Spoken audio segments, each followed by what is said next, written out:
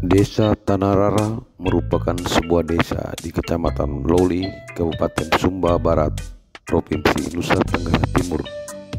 Desa ini awalnya kesulitan air bersih, padahal mata air tersedia dan debitnya mencukupi. Desa ini sebenarnya tidak kesulitan akses air bersih karena mata air tersedia. Namun kendalanya, mata air berada di dataran rendah, sementara pemukiman penduduk berada di dataran tinggi.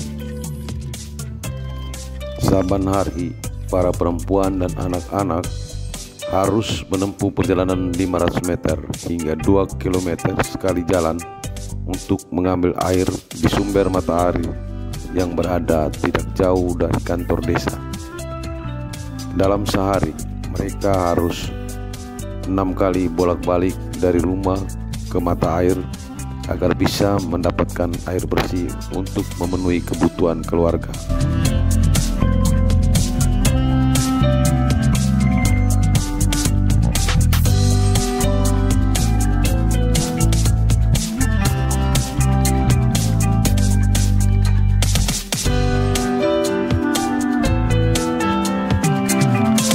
Peningkatan kualitas layanan pendidikan, kesehatan, dan perlindungan untuk anak-anak di Sumba. Seperti itu. Jadi untuk mendorong hal ini, aksesnya, kualitasnya, kemudian partisipasi masyarakat, ketersediaan regulasi segala macam. Salah satu hal yang diselenggarakan oleh program sponsorship adalah penyediaan sumber air bersih untuk warga. Tentu saja ujungnya, target utamanya tetap untuk anak-anak.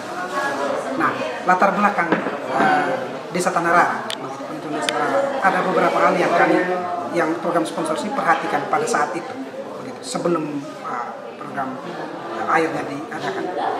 Fenomena sebelumnya yang menjadi keprihatinan sponsorship adalah yang pertama, Desa Tanarara itu bukan desa yang tidak punya sumber air sebetulnya. Desa Tanarara ini desa yang punya sumber air sangat banyak. Bahkan ada satu sumber air di Dusun Empar. Itu debit airnya besar sekali. Menurut PU itu cukup untuk seluruh Kabupaten Sumba Barat. Jadi poinnya adalah ada sumber air, tetapi masyarakat ini susah aksesnya. Susah aksesnya. Salah satu pemicunya adalah karena tradisi pemukiman di Sumba kebanyakan mata air itu ada di daerah yang datar, sementara pemukiman warga itu selalu cari di atas puncak bukit, sehingga lahan persawahan mereka tidak kekurangan air, tetapi pemukiman kekurangan air karena sumber air ada di bawah.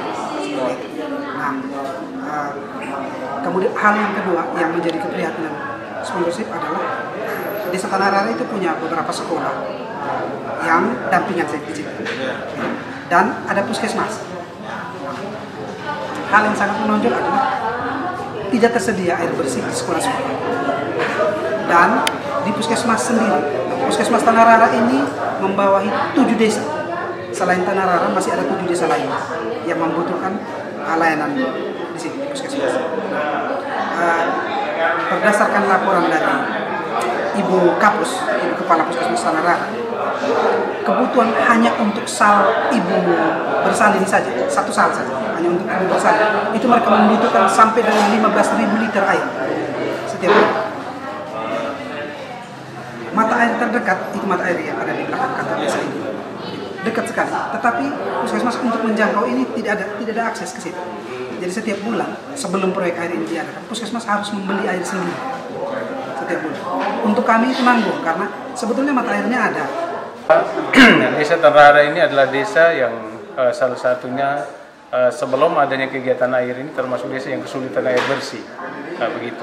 Di mana Desa Tanarara terdiri dari 4 dusun, jumlah jiwa yang ada di Desa Tanarara 2.173, di dalamnya laki-laki 1.019, perempuan 1.154. Nah, harapan dari adanya air bersih ini, kami berharap kedepannya tumbuh insan-insan yang berkualitas di bidang pendidikan, bahkan di bidang-bidang lainnya, sehingga dampak daripada air bersih ini berpengaruh kepada semua lini, baik terhadap kesehatan, bidang pertanian dan lain sebagainya.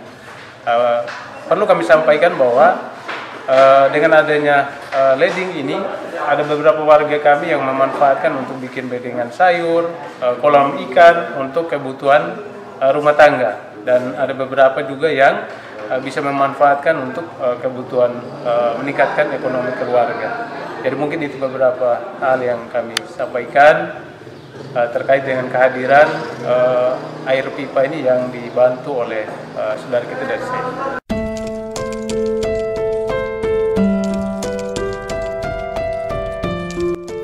Sejak bulan Oktober tahun 2021, LSM Save the Children membangun jaringan air bersih untuk mencukupi kebutuhan air bersih di 3 dusun dari 4 dusun yang ada di Desa Tanah Rara.